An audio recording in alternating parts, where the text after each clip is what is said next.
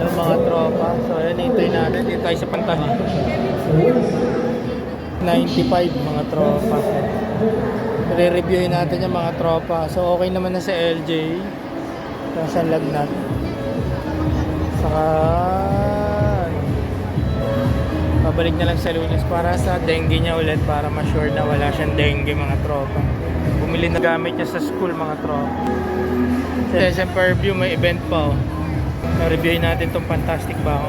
Ano mga tropa, nasa loob na tayo. Ito na yung ano, yan. Mga side dish nila, so ito yung mga baka natin. So yan, prime na baka natin. Let's eat na mga tropa. Ayan mga tropa.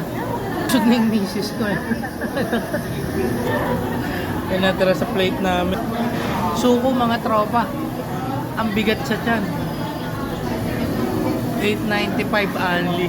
So wala kami in-order na chicken saka pork. Puro beef lang. Hindi na nga kami umorder ulit eh. Kung ano yung sinerve sa amin na una. Mahina yung misis ko. Nag-rice pa siya oh.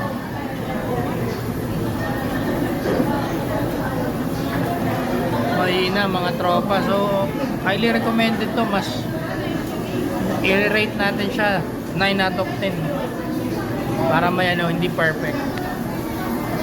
Mas masarap kasi yung kimchi gojo kaysa doon sa last time natin kinainan mga tropa. Mas mahal kasi.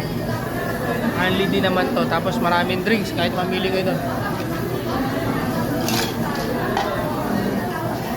Ngayon nga lang malas namin not available yung scallop, yung gusto pa naman ng misis ko.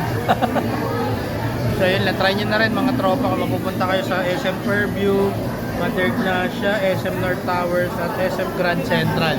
Fantastic baka mga tropa. Start sila ng 559 na price, tapos 895 na yung pinakamahal na only na lahat. Yun lang, fantastic baka ba.